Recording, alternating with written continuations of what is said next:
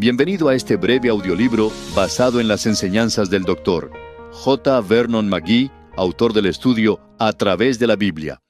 Puede descargar gratuitamente un librito del mismo título en atravesdelabiblia.org/libritos. ¿Por qué el diluvio?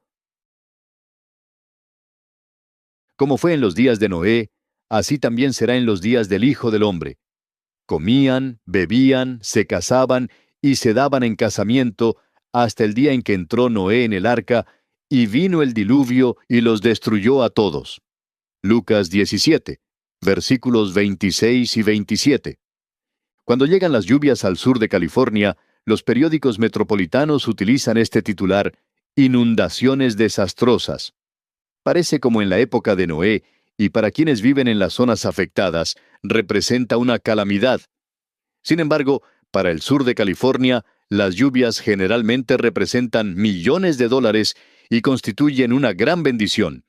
De manera similar, la inundación en tiempos de Noé fue un juicio divino sobre la humanidad, pero también fue una bendición encubierta. La misericordia de Dios se manifestó en aquella inundación. Algunos geólogos cristianos consideran el diluvio como parte de una serie de catástrofes locales. No otorgan ninguna relevancia especial al suceso narrado en Génesis 7, limitándose a sugerir que probablemente fue el último de esta serie. No niegan la existencia del diluvio, simplemente intentan relegarlo a una posición de poca importancia.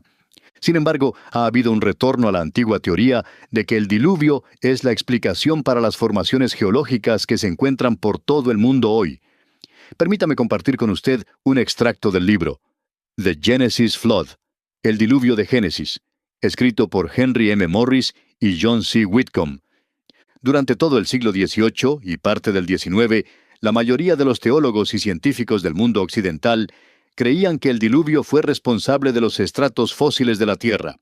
Sin embargo, el surgimiento de la teoría de Cuvier sobre catástrofes sucesivas, que asignó la mayoría de los estratos fósiles a épocas muy anteriores a la creación del hombre, provocó que muchos abandonaran la antigua teoría geológica del diluvio.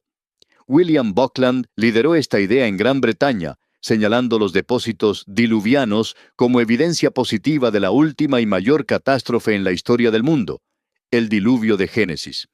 Pero tan pronto como un gran número de cristianos hubieron aceptado el punto de vista de las catástrofes sucesivas, Buckland y Sedgwick, junto con otros geólogos, comenzaron a hacer retractaciones públicas de sus opiniones anteriores. Los depósitos diluvianos ya no se atribuían al diluvio, sino a la última de una serie de catástrofes preadámicas. El diluvio, aunque todavía se consideraba global, se describía ahora como algo comparativamente tranquilo, que no dejó efectos geológicos perceptibles. Para este momento, la Iglesia estaba preparada para la etapa final del proceso de armonización, porque en 1839 John Pye Smith presentó su teoría de que el diluvio no fue sino una inundación local en el valle de Mesopotamia. Libres finalmente de la necesidad de armonizar la geología con el Génesis, los científicos ignoraron el diluvio bíblico y se unieron a Sir Charles Lyell en sus esfuerzos para desatar pacientemente el nudo gordiano de sus mentes de los estratos fósiles, según los principios uniformes que él había enunciado ya en 1830. A la conclusión del libro se presenta la bancarrota del uniformitarianismo, porque realmente nunca explicó nada.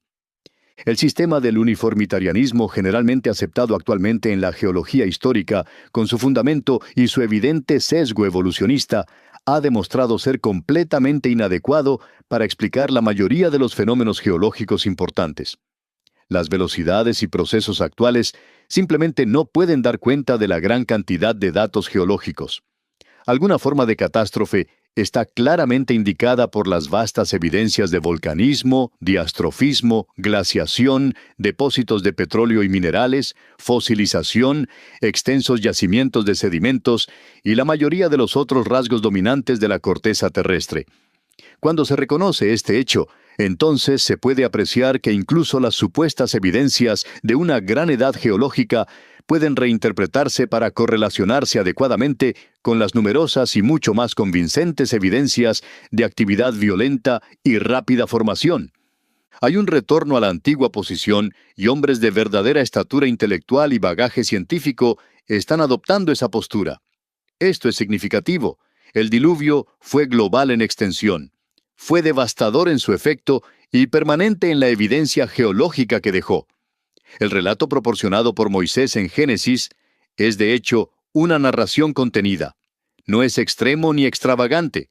No hay ninguna elaboración forzada de detalles y absolutamente ninguna verbosidad excesiva en el registro que se nos ha transmitido. Por ejemplo, note lo que se dice concerniente al arca.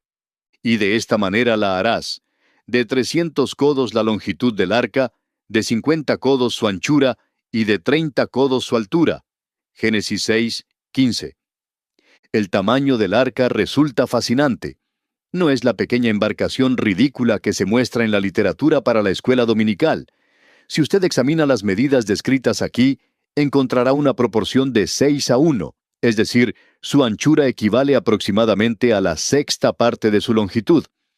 Si compara estas dimensiones con las del acorazado New Mexico, que en su momento fue considerado el mejor ejemplo de la ingeniería moderna, con 624 pies de largo, 106.25 pies de ancho y 29.5 pies de calado, descubrirá que las proporciones del arca son idénticas. Si usted imagina al arca como una estructura rudimentaria, aparentemente no está familiarizado con la información proporcionada en la palabra de Dios. Una ventana harás al arca, y la acabarás a un codo de elevación por la parte de arriba, y pondrás la puerta del arca a su lado, y le harás piso bajo, segundo y tercero. Génesis 6, 16. La ventana del arca no era una pequeña abertura en el costado, como se ilustra en algunos materiales de escuelas dominicales, sino que probablemente era una ventana de un codo desde la parte superior que recorría toda la embarcación. Los gimnasios contemporáneos utilizan actualmente ese mismo tipo de ventilación. Además, contaba con 3 niveles. Le harás piso bajo, segundo y tercero. De modo que el arca no era en absoluto la estructura rudimentaria que a veces se nos presenta. Hay quienes ridiculizan la historia caracterizando a Noé como una especie de devuélvalos vivos al estilo de Frank Buck. Noé no era un cazador de animales. No creo que saliera en busca de los animales. Más probablemente los animales acudieron a él. Un guardabosques en Yosemite me comentaba que cuando la nieve se derrite en la cima de la montaña, es imposible acercarse a un venado. Sin embargo, cuando comienza a nevar y la vegetación queda cubierta, esos venados se acercan y comen de la mano de uno. Los animales se aproximan cuando hay peligro. Los animales en la época del diluvio acudieron a Noé. Eso es lo que se indica en Génesis 6:20 y en Génesis 7:9. De las aves según su especie, y de las bestias según su especie, de todo reptil de la tierra según su especie, 2 de cada especie entrarán contigo, para que tengan vida. Y toma contigo de todo alimento que se come, y almacénalo, y servirá de sustento para ti y para ellos. De 2 en 2 entraron con Noé en el arca, macho y hembra, como mandó Dios a Noé. El problema de Noé, me imagino, no fue conseguir el número requerido, sino impedir que entraran los demás. Me he preguntado cómo logró limitar el número de cada especie. El arca y la narración del diluvio contienen numerosas evidencias geológicas e históricas y constituyen un tema fascinante para investigar y explorar. Sin embargo, no es mi intención abordar este aspecto del diluvio. En cambio, quiero tratar esta cuestión. ¿Por qué el diluvio? ¿Por qué lo envió Dios? ¿Por qué fue necesaria esta cirugía extrema sobre la raza humana? Hay quienes afirman que la pena de muerte no es humana. Créame, Dios ejecutó un castigo masivo en aquel día. ¿Por qué fue necesario? Aconteció que cuando comenzaron los hombres a multiplicarse sobre la faz de la tierra, y les nacieron hijas, que viendo los hijos de Dios que las hijas de los hombres eran hermosas, tomaron para sí mujeres, escogiendo entre todas. Génesis 6, versículos 1 y 2. Muchos destacados expositores ofrecen a este texto una interpretación algo forzada. Sostienen que los hijos de Dios eran ángeles, que las hijas de los hombres eran seres humanos, y que esto representa un matrimonio entre criaturas sobrenaturales y la humanidad. Personalmente no puedo aceptar esta interpretación porque no creo que pudiera existir tal unión. Nuestro Señor afirmó categóricamente que los ángeles ni se casan ni son dados en casamiento. Véase Mateo 22:30. Y entiendo que esto sería completamente incompatible con el propósito para el cual fueron creados. A ellos nunca se les ordenó multiplicarse como se le indicó al hombre. Cada uno constituía una creación independiente en sí misma. Además, debemos suponer que los ángeles buenos no cometerían este pecado y los ángeles caídos no podrían denominarse hijos de Dios. Asimismo, la descendencia eran hombres, no monstruos. Pero, argumentan algunos, dice que los hijos eran gigantes. No afirma tal cosa. Escuchen lo que dice Génesis 6, versículo 4. Había gigantes en la tierra en aquellos días, y también después se llegaron los hijos de Dios a las hijas de los hombres, y les engendraron hijos. Estos fueron los valientes que desde la antigüedad fueron varones de renombre. Observe que había gigantes en la tierra antes de que ocurriera esta mezcla. Los gigantes no eran el resultado de ella.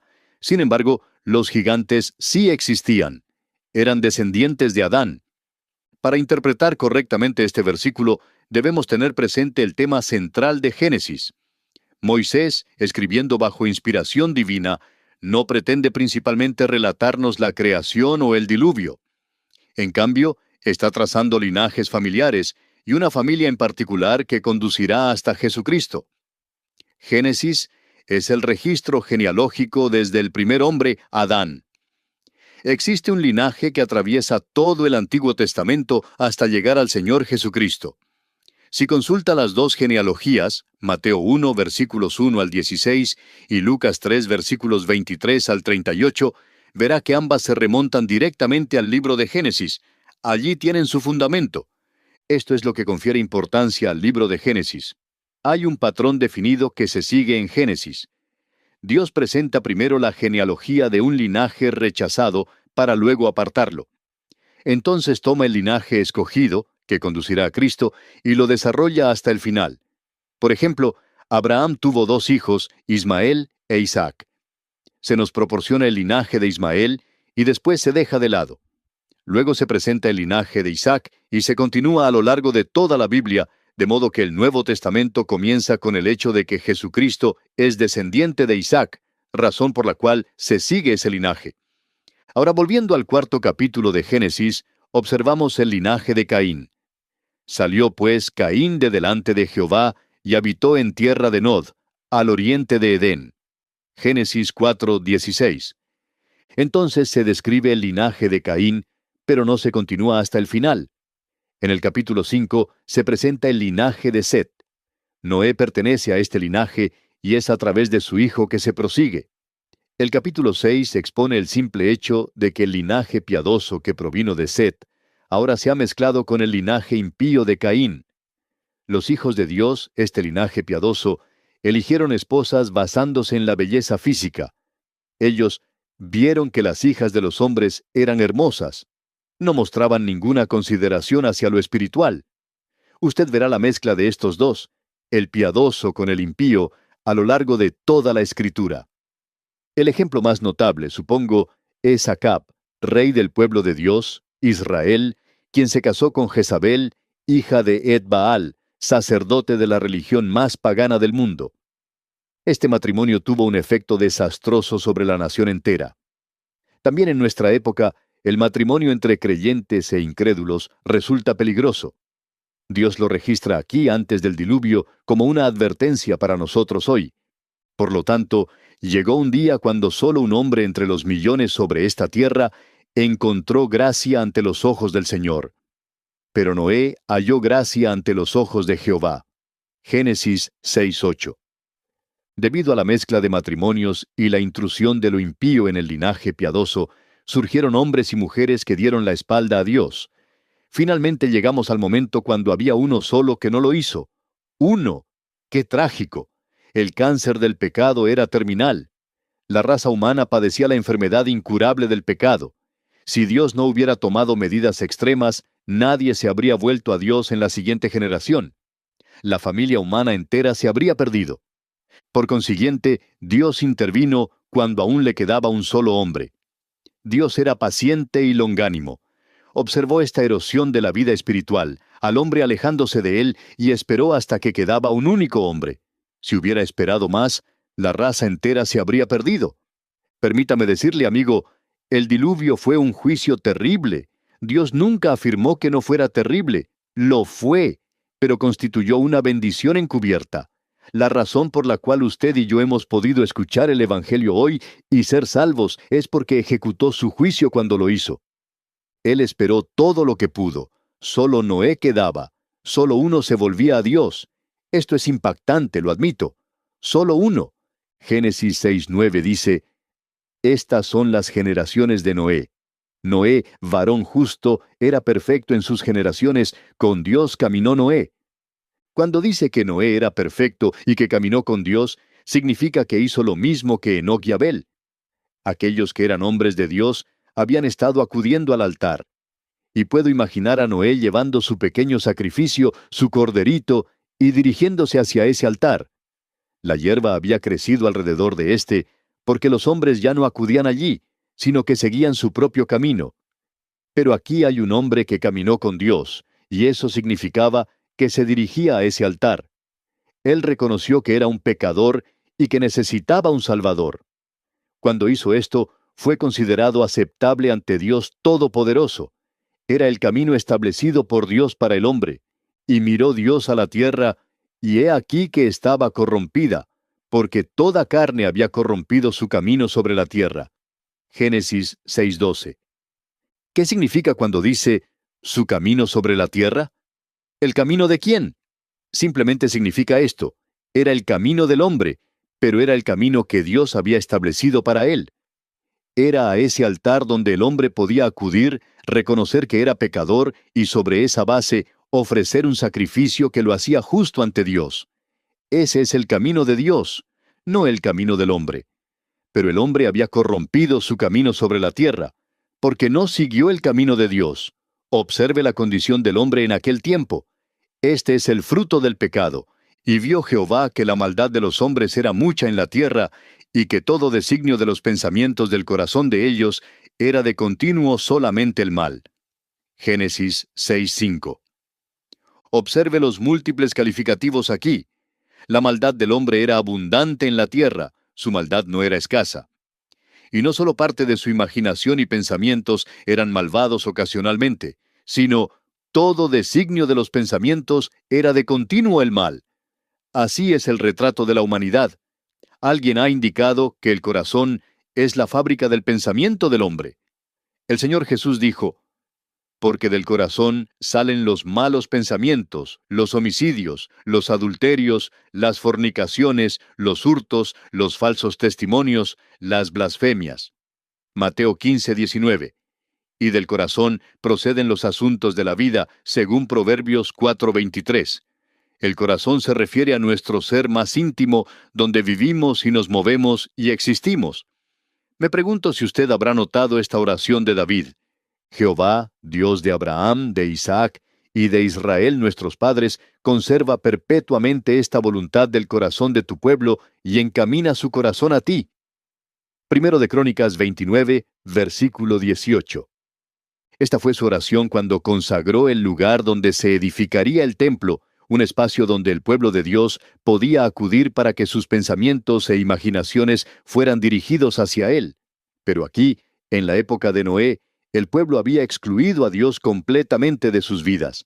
Ya no acudían al altar, sino que los pensamientos y las imaginaciones de su corazón eran continuamente solo el mal. Ahora, ¿cuál era su pecado principal? ¿Podemos identificarlo o nombrarlo? Creo que sí. Las palabras de nuestro Señor arrojan luz sobre ello. Como fue en los días de Noé, así también será en los días del Hijo del Hombre. Comían, bebían, se casaban y se daban en casamiento hasta el día en que entró Noé en el arca y vino el diluvio y los destruyó a todos. Lucas 17, versículos 26 y 27. Muchos autores y oradores intentan describir los días de Noé. No obtienen su información de la Biblia, aunque naturalmente se pueden extraer inferencias de lo que fue escrito. Sin embargo, la palabra de Dios es precisa. Nuestro Señor dijo que en los días de Noé estaban comiendo y bebiendo. ¿Era eso malo? No, no lo era. Entonces, ¿Qué quería expresar el Señor? También afirmó que se casaban y se daban en casamiento. Eso estaba bien, ¿verdad? Ciertamente. Entonces, ¿cuál era el pecado? Bien, cuando usted relee el pasaje, lo que estaba mal era que habían excluido a Dios. Comían y bebían como si Dios no existiera. Noé anunció que vendría un diluvio. Lo ridiculizaban y vivían como si tal cosa fuera imposible. No prestaban atención a Dios, no mantenían relación alguna con Él. Nuestro Señor identificó la incredulidad como su gran pecado, y por supuesto, era la raíz que generaba su estilo de vida. Habían excluido a Dios de sus vidas. Permítame hacer esta afirmación. Cada vez estoy más convencido de que el peor pecado es la incredulidad. Ningún otro pecado se compara a él. Es el virus más letal conocido por el hombre. Usted y yo no podemos imaginar la magnitud de esta cosa malévola conocida como incredulidad, de simplemente excluir a Dios. Recordará que el Señor Jesús mismo dijo, «Pero yo os digo la verdad, os conviene que yo me vaya, porque si no me fuera, el Consolador no vendría a vosotros, mas si me fuere, os lo enviaré. Y cuando Él venga, convencerá al mundo de pecado, de justicia y de juicio. De pecado por cuanto no creen en mí». Juan 16, versículos 7 a 9. ¿Qué pecado? ¿Asesinato? No, incredulidad. Este es el gran pecado hoy. Si usted es incrédulo, amigo mío, la dificultad y el problema no es algún gran pecado que pueda haber cometido o alguna dificultad mental de la cual deba liberarse. Su problema es un corazón de incredulidad. Esa es la cosa más vil y malvada que existe ante los ojos de Dios. ¿Sabe usted cuán práctico es esto? Permítame darle un ejemplo. Los Estados Unidos es una república fundamentada en estos principios. 1. Hay un Dios. 2. Los individuos tienen derechos derivados de Dios. Tercero, hay autogobierno para proteger esos derechos. El comunismo internacional, basado en las teorías y las escrituras de Marx, Lenin y Stalin, tiene los siguientes postulados. 1. No hay Dios. 2. Los hombres no tienen derechos. Tercero, el Estado es todo. Cuarta, no hay verdad. Ahora que amigo, me dicen que el comunismo es algo nuevo. Es tan antiguo como el diluvio. El problema en los días de Noé era que afirmaban, no hay Dios. Puede llamarlo con cualquier etiqueta que desee, pero, querido mío, eso es lo que provocó el diluvio. Y América hoy está tan alejada de Dios como el comunismo está alejado de Dios. Oh, no afirmo que América sea comunista, pero somos agnósticos. Los movimientos de derecha pueden estar tan alejados de Dios, y algunos lo están, como cualquier movimiento de izquierda. Nos hemos convertido en una nación sin Dios. La revolución sexual, las manifestaciones, las protestas y los disturbios son el fruto de la terrible incredulidad que ha llegado a este país, que fue fundado sobre el hecho de que existe un Dios. Hasta predicadores se han apartado de la palabra de Dios. Usted y yo estamos viviendo en tiempos alarmantes. Los días del diluvio han regresado. Su pecado era la incredulidad y es nuestro pecado. Noé era un predicador de justicia. ¿Qué tipo de justicia predicaba? La justicia que Dios otorgaba al hombre cuando éste acudía al altar con su animal para el sacrificio, reconociendo que era pecador y que una penalidad debía ser pagada por su pecado. Noé predicaba ese tipo de justicia. Esto es lo que Pedro quiere decir aquí. Porque también Cristo padeció una sola vez por los pecados, el justo por los injustos, para llevarnos a Dios. Primera de Pedro 3, versículo 18. Esa es la razón por la cual Cristo murió. Ese altar al cual fue Noé señalaba a él. Escuchen, siendo a la verdad muerto en la carne, pero vivificado en espíritu, en el cual también fue y predicó a los espíritus encarcelados. Primera de Pedro capítulo 3, versículos 18 y 19. ¿Cuándo hizo Cristo eso? Oigo la necia interpretación que Cristo, después de su crucifixión, bajó a las regiones bajas y predicó. ¿Por qué haría él eso? Ellos no tenían una segunda oportunidad. Entonces, ¿cuándo predicó él a ellos? Pedro nos dice, los que en otro tiempo desobedecieron, cuando una vez esperaba la paciencia de Dios en los días de Noé, mientras se preparaba el arca, en la cual pocas personas, es decir, 8, fueron salvadas por agua. Primera de Pedro 3, versículo 20. Cuando Noé predicaba, Cristo predicaba por medio de él. Noé presentaba a un Salvador al mundo de su día. Esta predicación tomó lugar allá en los días de Noé. Cristo predicó por medio de Noé por 120 años. Escuchen. Y dijo Jehová: No contenderá mi espíritu con el hombre para siempre, porque ciertamente él es carne, mas serán sus días 120 años. Génesis 6, versículo 3. Por 120 años Dios fue paciente. Estaba esperando. Por 120 años Noé fue testigo. Veamos Hebreos 11, versículo 7. Por la fe Noé, cuando fue advertido por Dios acerca de cosas que aún no se veían, con temor preparó el arca en que su casa se salvase. Y por esa fe condenó al mundo, y fue hecho heredero de la justicia que viene por la fe. Este hombre era un testigo a su mundo que él creía a Dios. Por supuesto, dejar fuera a Dios condujo a una vida disoluta y a no considerar a otros. Esto sigue. Y se corrompió la tierra delante de Dios, y estaba la tierra llena de violencia. Y miró Dios la tierra, y he aquí que estaba corrompida, porque toda carne había corrompido su camino sobre la tierra. Dijo, pues, Dios a Noé: He decidido el fin de todo ser, porque la tierra está llena de violencia a causa de ellos. Y he aquí que yo los destruiré con la tierra. Génesis 6, versículos 11 a 13. La tierra aquí comienza a experimentar las consecuencias de esta cuestión de incredulidad. Créame, América hoy está sintiendo la violencia que proviene de la ausencia de ley. No puede leer un periódico sin encontrar noticias sobre desorden y violencia por todas partes. Y están intentando ocultar los síntomas. En realidad, la violencia es el síntoma de esta terrible enfermedad de incredulidad que ha invadido nuestra nación. Eso es exactamente lo que afirmó nuestro Señor, incluso en el Sermón del Monte, que tanto les gusta citar a los teólogos liberales. Los liberales aseguran que viven según la regla de oro, entonces vamos a seguirlos en su aplicación de la misma. Mateo 7, versículo 12 dice, Así que todas las cosas que queráis que los hombres hagan con vosotros, así también haced vosotros con ellos, porque esto es la ley y los profetas. Ahora escuchen Mateo 5, versículo 16. Así alumbre vuestra luz delante de los hombres, para que vean vuestras buenas obras, y glorifiquen a vuestro Padre que está en los cielos. El Sermón del Monte es teocéntrico, no antropocéntrico, dijo un liberal. Está centrado en Dios. El hombre debe estar correctamente relacionado a Dios, y la conducta del hombre debe estar en obediencia a la revelación de Dios. Si no es así, entonces ese hombre es desordenado. En 2 de Pedro capítulo 3, versículos 1 a 3, hay un mensaje para nosotros.